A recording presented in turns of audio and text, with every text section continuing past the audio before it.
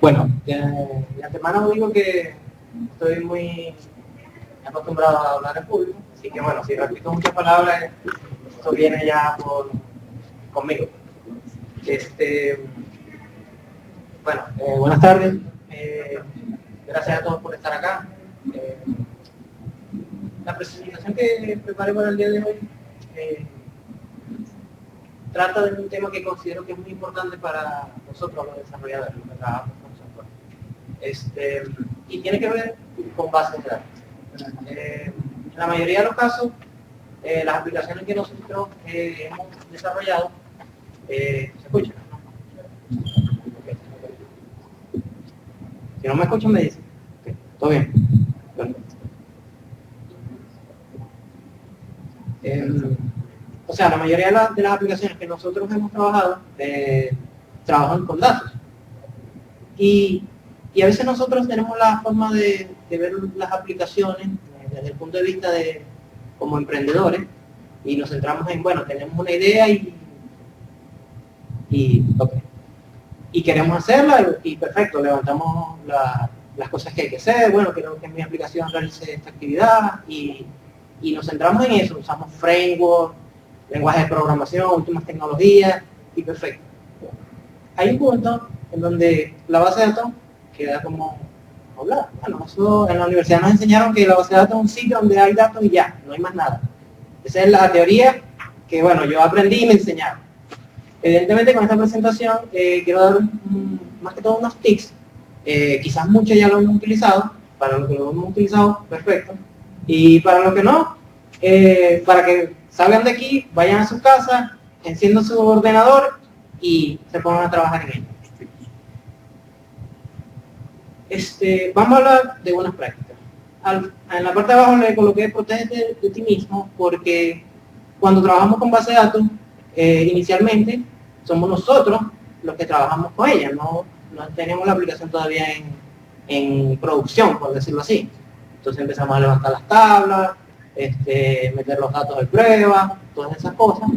Y en muchos casos utilizamos prácticas que no son quizás las más acordes. O sea, lo hacemos quizás para salir del momento, lograrlo rápido, etc. Entonces, les voy a explicar una serie de cosas que yo me he planteado y me han sucedido a mí. La primera regla que yo considero siempre cuando he trabajado con base de datos es esa fórmula que ven allí, base de datos, esquema, objeto. Mayormente nosotros cuando queremos saber o obtener los datos de una tabla, hacemos el asterisco from la tabla y ya. O sea, ya tenemos lo que tenemos, los datos y listo. Pero existe algo que es un poco más a detalle, que es especificar la base de datos, el esquema y la tabla. Eso evidentemente nos proporciona a nosotros un SQL más seguro. No desde el punto de vista de que vaya a fallar, porque nos va a traer los datos. Perfecto. Pero estamos certeros de que esa es la data con la cual vamos a trabajar. Hay casos de que, bueno, perfecto, yo tengo mi base de datos, una sola aplicación, y perfecto, el de arriba aplica. Pero ¿qué pasa si más adelante, por algún motivo, tenemos una segunda base de datos? Y casualmente existen datos con el mismo, o sea, tablas con el mismo nombre. Entonces, al momento de nosotros tener ya nuestra aplicación de producción y enlazarla con esa nueva base de datos, ajá, ¿para dónde va a ir o sea, no tenemos certeza del origen de los datos. Entonces esto es muy importante. Otro punto muy importante es limitar los registros. Cuando trabajamos con SQL mayormente, o sea, queremos realizar alguna operación, lo hacemos muy directo. O sea, eso que está allá, eso que está allá arriba, el número 1. En ese caso, yo en lo particular recomiendo realizar la segunda. O sea, la primera indica el update, que simplemente quiero actualizar un campo, quiero colocar un valor true, en donde sea un ID o puede ser la cédula, etc. ¿Qué debemos hacer antes de eso?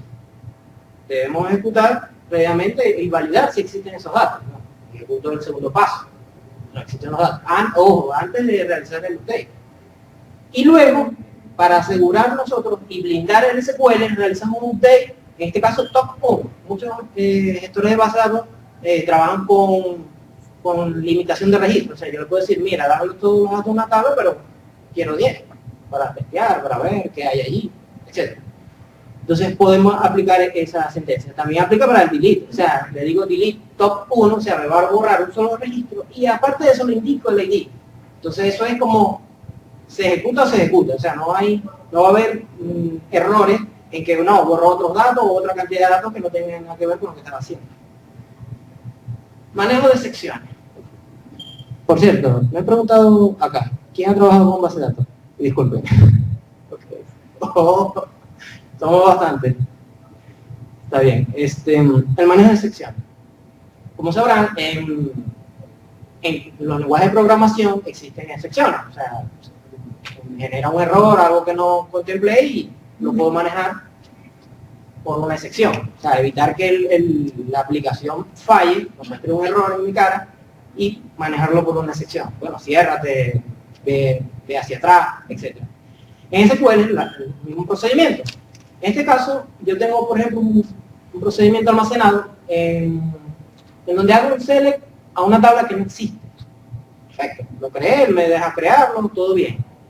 Y luego, en la parte de abajo, yo hago el llamado, donde le digo execute y le digo el nombre del procedimiento almacenado.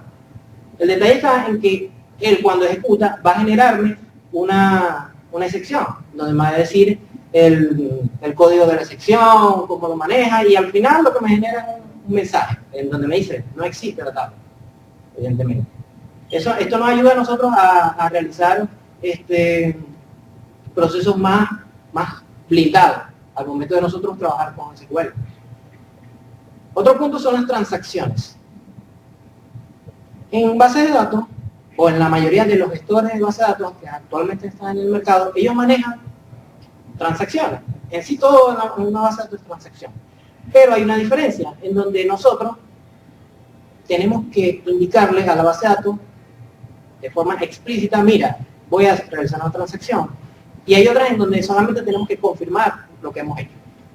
¿Ves? Entonces en este caso, siempre recomiendo, bueno, voy a hacer un borrado, en este caso de un solo registro, y inicio la transacción, hago el borrado y confirmo que sean los datos correctos. Y está el ejemplo número 2, que es hacer hacia atrás los registros, por los cambios que hemos hecho.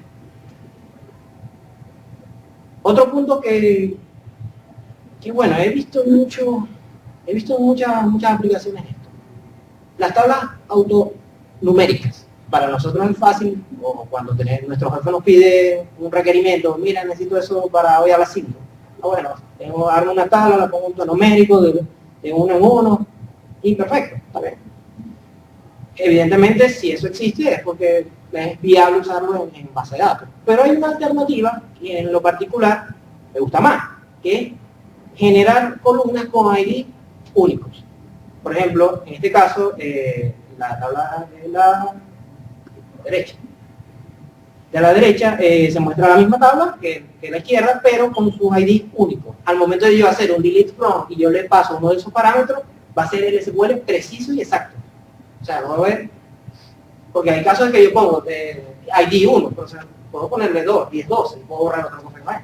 Entonces la idea es aprender técnicas que nos permitan trabajar de forma segura, ya que para los usuarios es muy importante eso. No solamente brindarles un software que cumpla con sus necesidades, que haga lo que ellos necesitan hacer, automatizado, sino también brindarles procesos que resguarden sus datos. Esto en verdad me encanta. Los constraints. Los constraints básicamente son reglas que nosotros establecemos en las tablas y nos permiten, digamos, configurar la tabla, por decirlo así. Está el primer caso, que es el not null, que como muy bien sabrán, simplemente no acepta valores nulos en un campo. Está el primary key, que es la llave primaria de la tabla, donde, bueno, vas a hacer la búsqueda por esta tabla, por este ID o por esta llave primaria. Está el único, que si es llave primaria, debe ser único, no se debe repetir, para mantener, digamos, la integridad de los datos. Y hay uno que es muy importante, poco usado, pero muy importante. Lo he visto muy poco, que es el check, que es básicamente condicionar los valores que van a estar en esas tablas. En este caso, por ejemplo, estoy creando una tabla donde tengo ID, las names, y le voy a decir que la edad que van, o los datos que van a estar allí, las personas van a tener edad mayor a 18 años, mayor o igual. Entonces es una forma de blindar los datos o asegurarlo. Existen otros como el foreign key, que son llaves foráneas. Tengo una tabla y un campo que tiene datos referentes a otra tabla. Tengo el default, que básicamente cuando me inserto un valor en un campo, le puedo decir por default, coloca este valor, puede ser fecha, la fecha actual, puede ser un texto, etc. Y están los tipos de índices. Otra cosa que también me gusta al momento de yo trabajar con SQL es trabajar con vistas, ya que la vista es una capa previa a los datos reales. Claro, nosotros podemos también borrar, actualizar todas las vistas y eso va a afectar o puede afectar los datos originales, pero es más recomendado. O sea, al momento de nosotros, en vez de trabajar directamente con una tabla, bueno, creamos una vista y trabajamos con ella. Y la vista puede ser un select full de la tabla. Entonces podemos trabajar de forma segura. Ahora vamos a hablar de seguridad, pero desde un punto de vista o a un nivel un poco más escalable. Le coloqué protégete de los demás. Okay. Al momento de nosotros trabajar con bases de datos, todo allí es permisos, usuarios, roles, todo se maneja en eso, en las bases de datos relacionales. Algo que me gusta cuando me ha tocado, por ejemplo, hacer un análisis de cómo están las tablas, de cómo están los datos, es siempre ir a los permisos. Ok, vamos a ver cuáles son los usuarios, quiénes son los que están trabajando, qué están haciendo y qué tienen permitido hacer. Entonces, en lo particular, cuando nosotros desarrollamos software para empresas, o sea, ya hay aplicaciones ya creadas, vamos a desarrollar nuevas aplicaciones en team, en 2, 3 personas. Cuando trabajamos en base de datos, lo primero que tenemos que hacer es establecer los usuarios, contarlos. 1, 2, 3, bueno, el de el backend, el administrador, el analista, el que hace el testing. Okay. Segundo, establecer los permisos. Bueno, tú vas a hacer esto, tú vas a tener acceso a estas tablas. En lo particular, a mí me gusta, y sonará un poco egoísta, es, bueno, vas a trabajar con 3 tablas. En las otras te quito el acceso. No, que... Disculpa. O sea, es por tema de resguardar los datos. Y en este caso yo soy trato de ser muy minucioso porque suceden cosas. Que, ajá, ¿quién borró estos datos? Nadie sabe, nadie supe. ¿Ves? Y el tercer punto es establecer las acciones, que es llevarlos a cabo. En este caso, bueno, tengo una pequeña demostración donde creo un usuario, un login, y en el lado derecho, en la primera sección establezco los permisos. Los permisos pueden ser de select, update, delete, insert. Luego realizo la denegación, o sea, lo vas a tener, y en lo último le quito los permisos a una tabla en particular o un objeto. Respaldos encriptados. Yo he visto, o sea, he tenido la oportunidad de trabajar a fondo con las bases de datos y me he dado cuenta que la mayoría de los respaldos que hacen es un simple DOM. Un DOM es un archivo de texto con los datos. O sea, que cualquier persona puede agarrar eso, ir a mi casa, hacer una copia o una restauración y puedo tener acceso a todos los datos de esa empresa. Evidentemente esto no ni se los recomiendo. Pero pasa. Y muchas empresas que de tecnología lo hacen, sean medianas, pequeñas, no me voy a atrever a decir que grandes. Pero es una cultura que debemos nosotros tener desde el principio. Mira, establecer los datos que vamos a respaldar. Ok, son estas tablas, estas bases de datos. Establecer la frecuencia de los respaldos.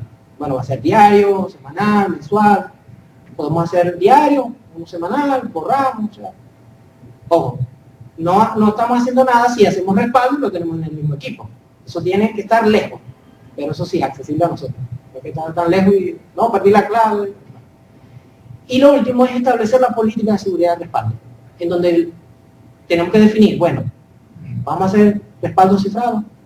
¿O vamos a hacer un backup tradicional de una base de datos, un punto back o un DOM? ¿Ves? Entonces es un tema que siempre hablo y siempre me llama la atención porque lo veo y es una vulnerabilidad. El software puede estar excelente. Yo puedo ofrecerle a mis clientes una aplicación que haga de todo, que huele, que haga de todo. Pero detrás de eso yo tengo desarrolladores, tengo procesos que debo tener ya levantados. Y son procesos que quizás no tomamos en cuenta, sino cuando falla algo o cuando ya se borra algo. ¿Dónde están los backups? ¿Dónde está cómo hacemos para restaurar? Es un ejemplo básico de cómo, por ejemplo, hacer un backup encriptado. O sea, todo eso varía por el motor de base de datos, cada uno tiene su forma particular. Otras recomendaciones. En lo personal yo estoy en desacuerdo con algo que nos indicaron siempre en la universidad. En base de datos, base de datos 1, siempre nos dicen, bueno, nos dan un ejemplo básico, no sé, una entidad de relación entre usuarios y rol. Y siempre nos dicen, vamos a crear una tabla que se llame usuario. Y yo digo, ¿por qué? O sea, ¿por qué tenemos que ponerle ese nombre? Ya que cuando yo voy a empezar un poco como intruso y yo cuando tengo una base de datos, lo primero que hago es, ok, aquí tengo los usuarios. Siempre es así. En todas las tablas, en todas las bases de datos donde hay proceso, hay un sistema de autentificación, existe una tabla que se llama usuario o user. Otra cosa que también recomiendo es utilizar triggers en cada tabla, ya que eso nos va a brindar a nosotros un seguimiento a detalle de los datos. Si un dato fue modificado, si un dato fue eliminado. Y eso lo podemos tener en un log y podemos crear una aplicación aparte de monitoreo propio. En ver, bueno, evaluamos qué patrón de comportamiento va a tener la data y bueno, podemos tener un seguimiento de esos datos. Otro es cifrar los objetos de base de datos. Existen formas específicamente para cifrar procedimientos almacenados en donde si yo hago o tengo un backup de una base de datos y yo intento ver el fuente o la lógica del negocio de esa aplicación, no puedo porque está encriptada, y más que todo para cerrar el código. Establecer campos y tablas de auditoría. Es algo que también me gusta establecer porque podemos también tener un seguimiento de los datos. ¿En qué sentido? En que yo, por ejemplo, me creo una tabla usuario y yo le agrego 3 campos de auditoría. Fecha de creación, fecha de actualización y el estado. Soy de las personas que no le gusta borrar datos. Prefiero borrarlos de forma lógica. Cambio de un estado, igual a 1, igual a 0, y lo condicionan en mi aplicación. Bueno, si es 1, si es 0, te muestra, si no, no te muestra. Algo muy importante, establecer políticas de desarrollo y estándares en programación. Debemos sentarnos en equipo, decir, bueno, las tablas van a tener esta nomenclatura, los campos van a tener esta nomenclatura. Los procedimientos almacenados, funciones, vistas, triggers, jobs, todo debe ir establecido por políticas de desarrollo. Tanto para base de datos como para un software en particular, o sea, no solamente que en base de datos.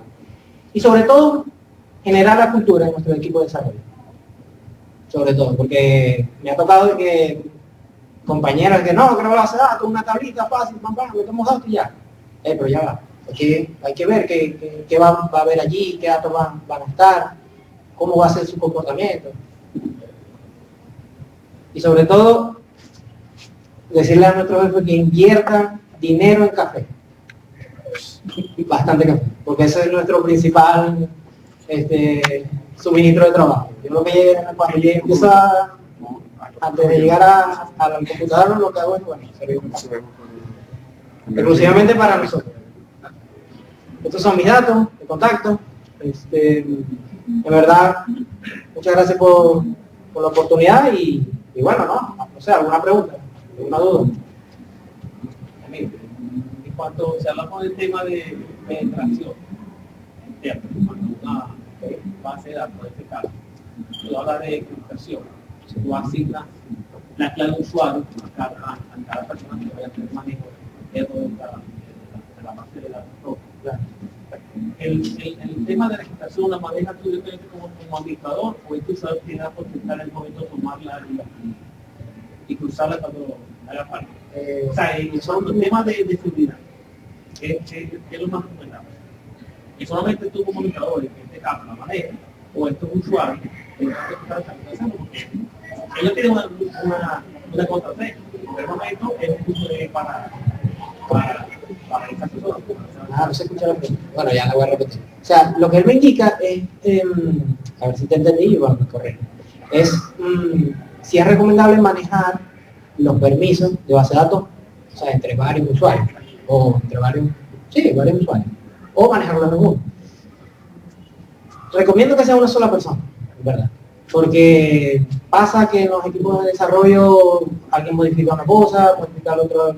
Entonces, siempre es un tema allí, es correcto, sí. Entonces, en lo personal siempre recomiendo que sea una sola persona la que se encargue, es prácticamente un rol dentro del team, sí, dentro del team, una persona que se dedique solamente a eso.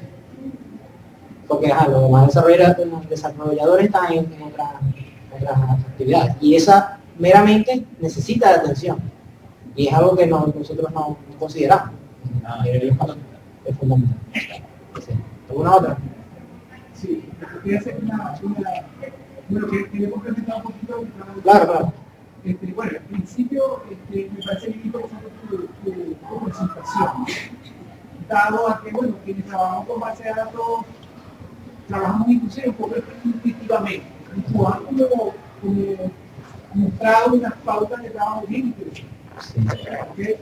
Una de las investigaciones de los complementar. Sí.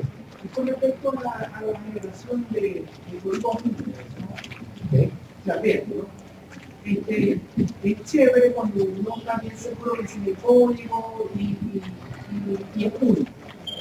Okay. Pero ¿qué pasa cuando vas a analizar los datos y necesitas verificar ID, de cálculo y compararlo, a ver si tienen relaciones que se están dando o no?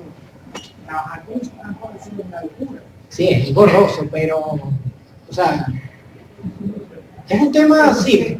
Por ejemplo, claro, desde la perspectiva de la PA es chéverísimo, ¿me entiendes? Porque tiene una seguridad de que ese campo tiene un eje único, no importa lo que pase con el campo auto-incremental, no va a haber ningún problema, ¿no?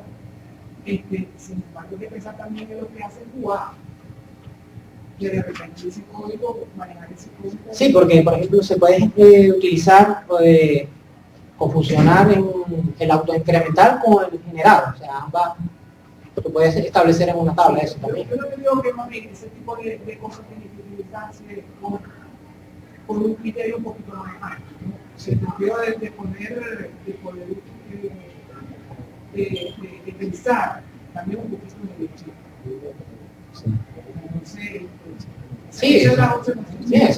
Básicamente son algunas prácticas que nos pueden servir, pues todo también depende del contexto en lo que la vayamos a usar. Sí, lo otro, no sé, que al inicio faltó comentar con respecto a la relación. O sea, lamentablemente todavía no tenemos base de datos ahí, una base de datos con tablas. Sí. O puede ser que estén actualizadas, pero no tienen relación con la. Entonces, González, ¿cómo va a ser posible utilizar los datos así? Pero es que, por ejemplo, o sea, bueno, claro, eso es un beneficio, ¿no? Pero el punto es que todavía eso ocurre, ¿no? Sí, o sea, esas cosas pasan, evidentemente, pero yo pienso que cuando, o sea, referente al tema del autonumérico, sí se puede relacionar con la tabla. O sea, yo creo mi tabla foránea, por ejemplo, voy a dar un caso aquí en vivo de, por ejemplo, una tabla de usuario. Yo tengo mis ID, pero esos usuarios tienen roles. Puede tener 1, 2, tiene cantidad. Yo creo en esa columna, o sea, creo la columna y allí yo voy a colocar ese ID que pertenece. No, O sea, se establece la... está bien, o sea, la observación no tiene que ver con, o sea, el hecho de utilizar el código único no significa que no lo puedan usar, obviamente lo pueden mencionar. Pero la única inconveniente que hay es precisamente el uso que se le puede dar a esos datos con un nivel de análisis, Sí. de calidad. Claro. O sea, ¿alguna otra pregunta? Sí, bueno,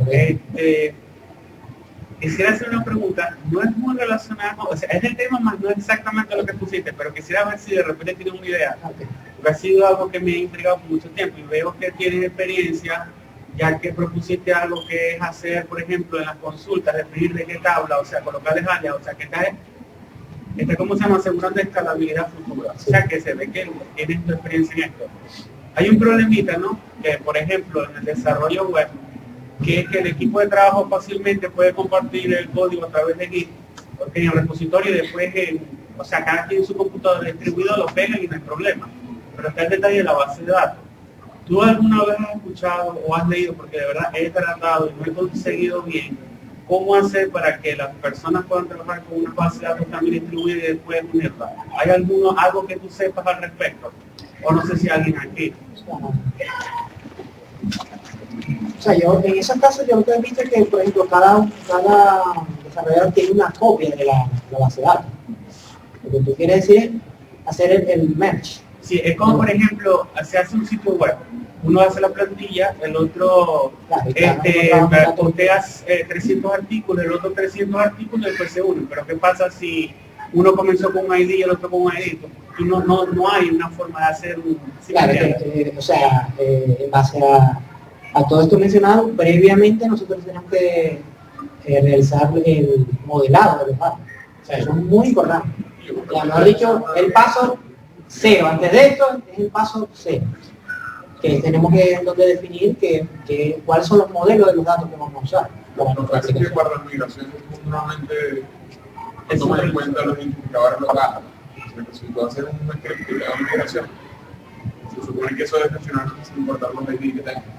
O sea que tú puedes jalar la data y meterle en el porque no sabes precisamente eso, si el ID continúa en 5000 y ya.